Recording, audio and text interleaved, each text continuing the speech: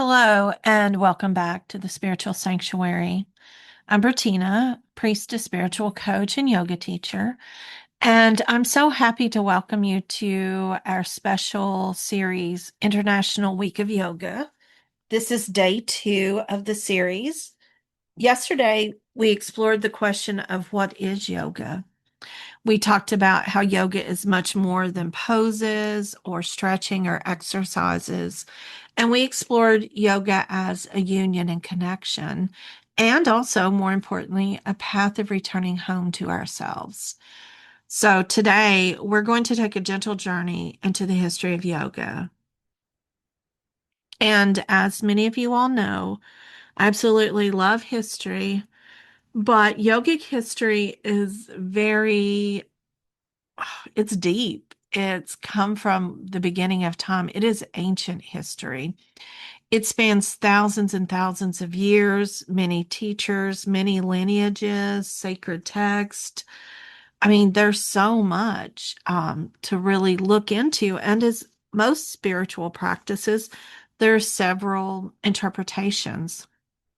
So today, it's not meant to be like a complete academic collection on every detail of yoga's history.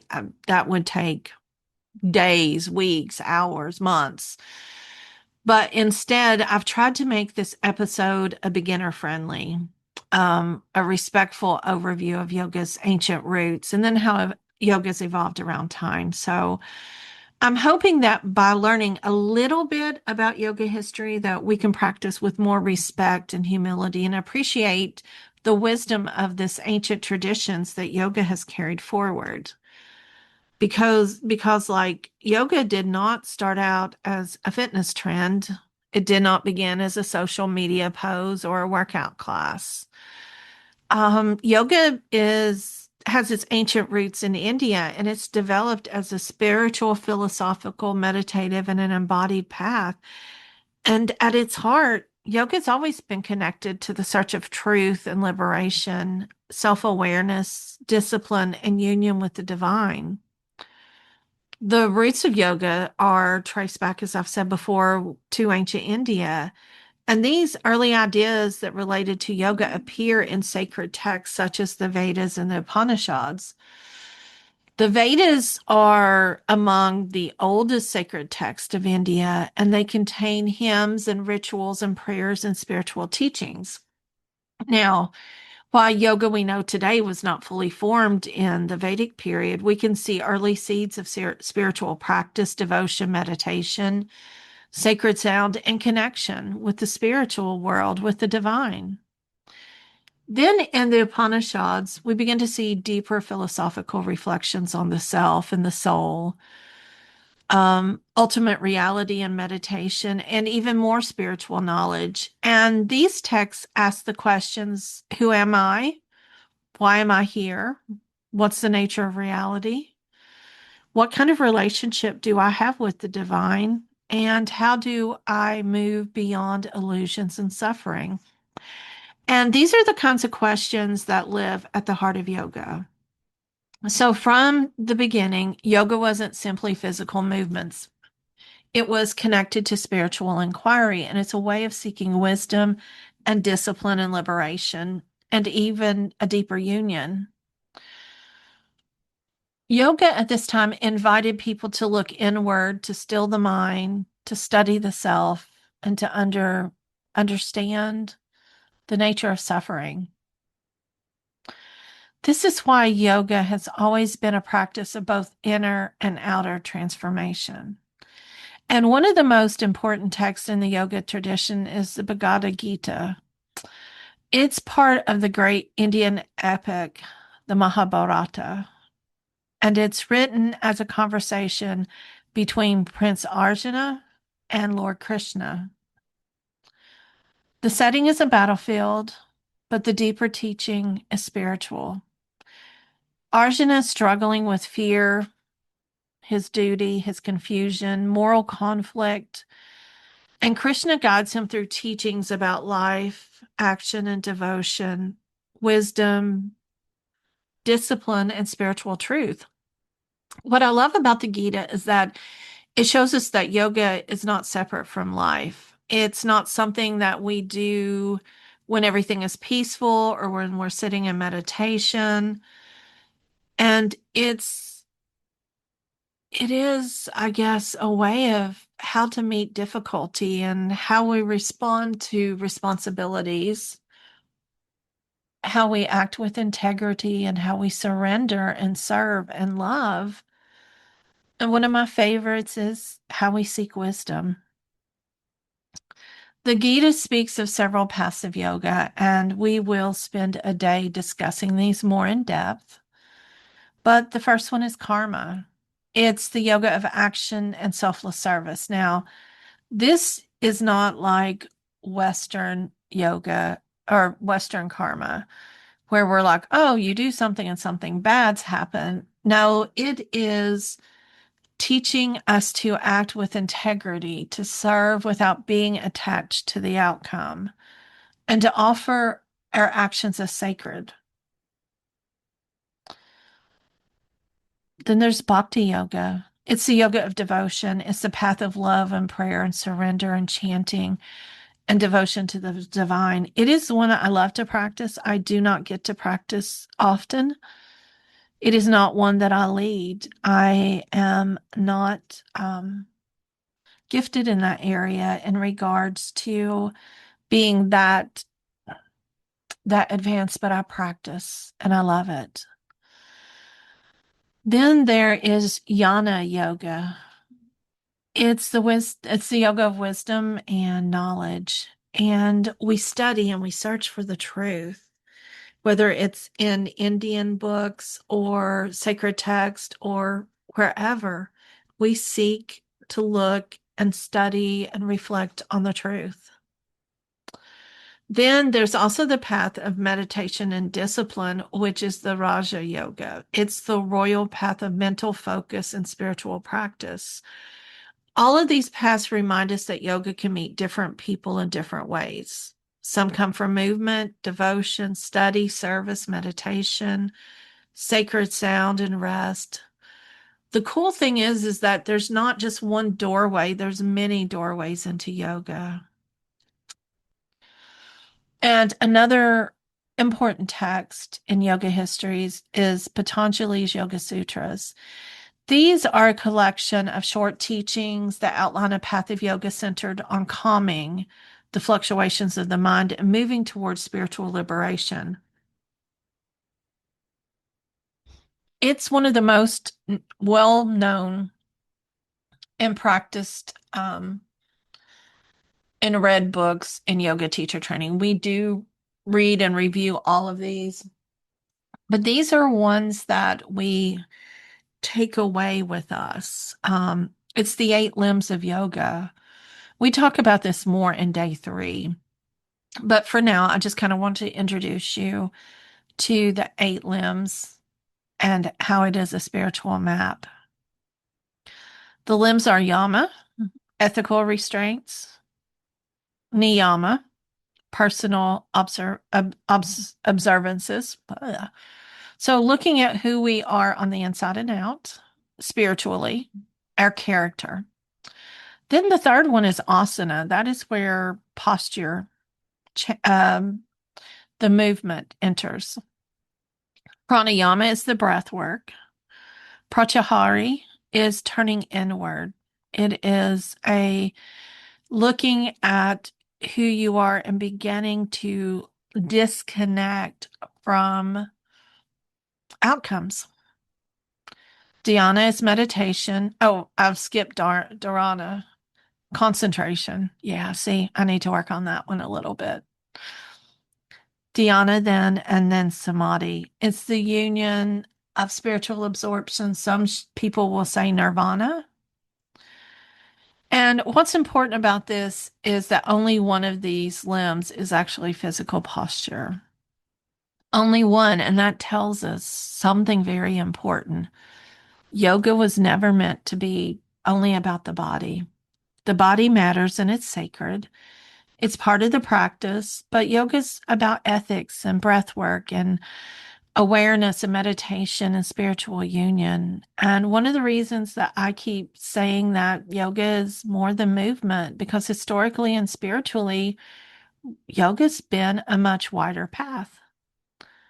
Now, over time, another major development in yoga was Hatha Yoga. Now, in America, sometimes you'll hear Hatha, but the teachers that I have had have said that it is pronounced Hatha, Hatha, not no H, H-A-T, Hatha. And this one does place more emphasis on the body, the breath, the physical practice. And it's kind of where some of the physical yoga practices that many people recognize today. It includes postures and breath work and purification practices and energy awareness and preparation for meditation. You do yoga so that you can sit and meditate for longer time. The goal was not for physical fitness. It's preparing your body for a spiritual awakening. The breath is a life force, prana. If you're a practitioner of Reiki, ki and prana, the same life force. Tai chi, prana. So these energy practices are used to awaken awareness. And this is where we begin to see the development of yoga practices that involve more of the physical postures. And later, yoga continued to evolve. There's teachers and lineages and spiritual communities and practitioners that have carried yoga forward in many different ways. Eventually, yoga began to move into the modern world as it spread beyond India. In the 19th and early 20th centuries, Indian teachers began sharing their yogic philosophy and practice with people all over the world. And over time, it became more widely known, especially in Europe and the United States. But it changed. In many Western settings, yoga became strongly associated with the physical postures and the fitness and the flexibility. Yoga studios and classes and mats and clothing and styles became part of a large modern yoga culture. And there's nothing wrong with people being introduced to yoga through movement. Movement can be a beautiful doorway, but many people first experience yoga because they want less stress, more flexibility, and more strength, or even more peace. And that's a valid beginning, but the challenge is that when yoga is reduced only to exercise, we lose its depth. We lose the philosophy and the spiritual teachings and the ethical foundations, and we lose the sacred roots. The connection to meditation, devotion, and self-study and liberation is gone. And that's why it's important to honor yoga's origins, especially for those of us in the West. We need to approach yoga with respect and humility. Yoga comes from India. It comes from a deep cultural, spiritual, and philosophical context. It was carried by sages and teachers and communities and wisdom keepers over generations. So, part of practicing yoga with integrity is remembering that we're receiving something ancient and sacred. We don't own this, we are students of it. And that means that we practice with gratitude. We learn where yoga comes from. We respect the culture and traditions connected to it. We credit the sources and the teachers.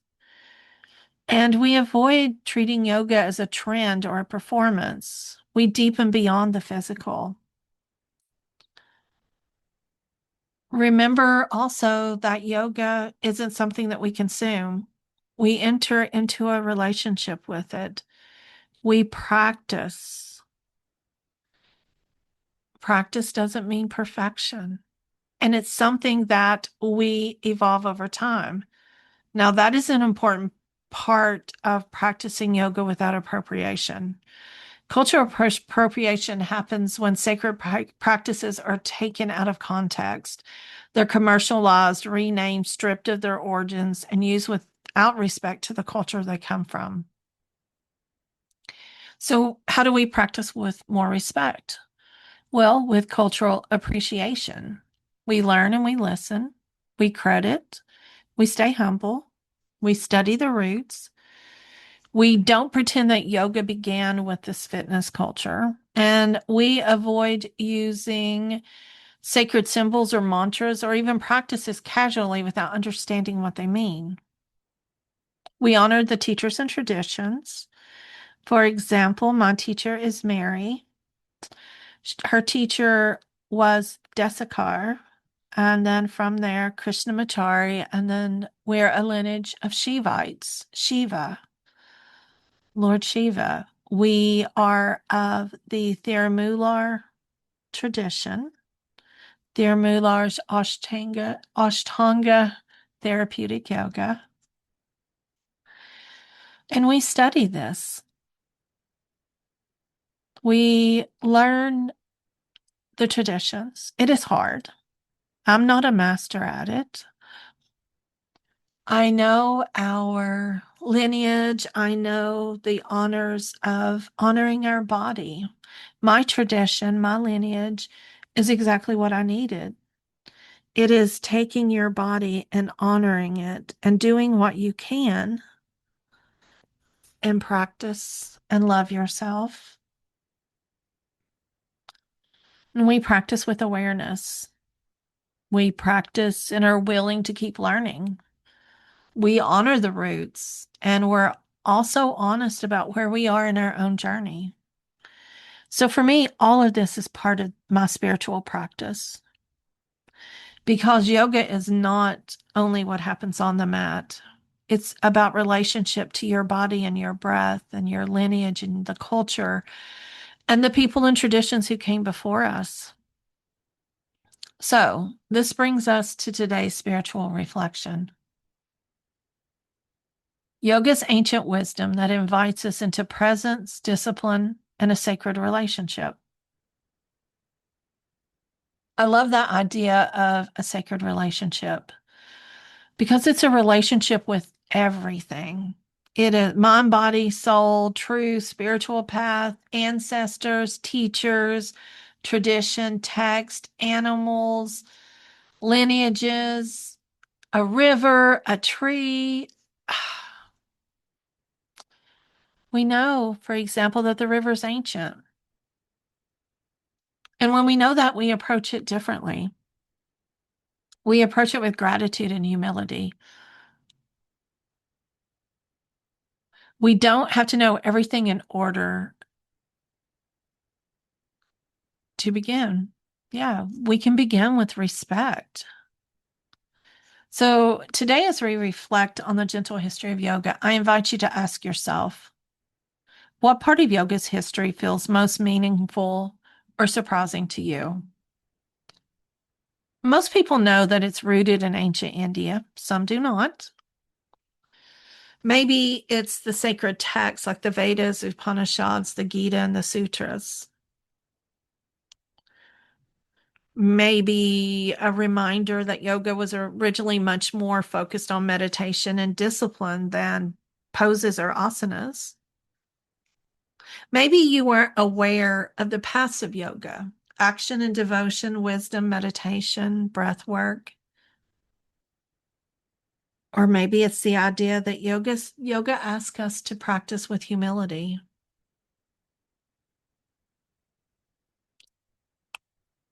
Yoga is meditation, breath work, mantra, yoga nidra.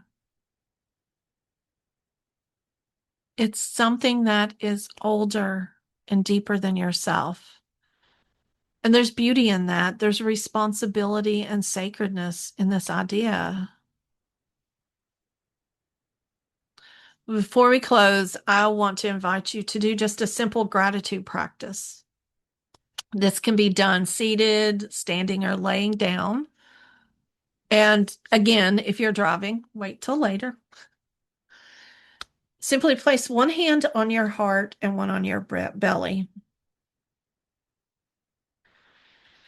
Take a slow breath in and gently release. One more time, breathe in and release.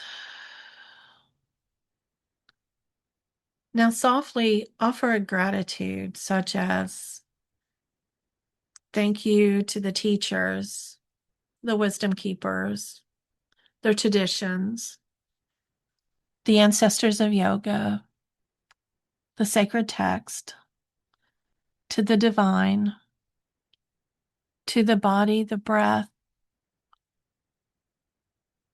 and let yourself be held by this long river of wisdom that carried yoga forward.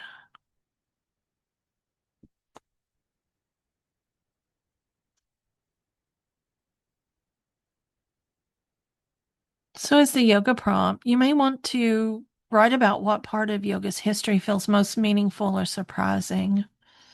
Talk about what you learned today, what shocked you, maybe what challenged you, and what you want to study more. I will eventually be opening a yoga teacher training school. Online, in person, hybrid, don't know yet.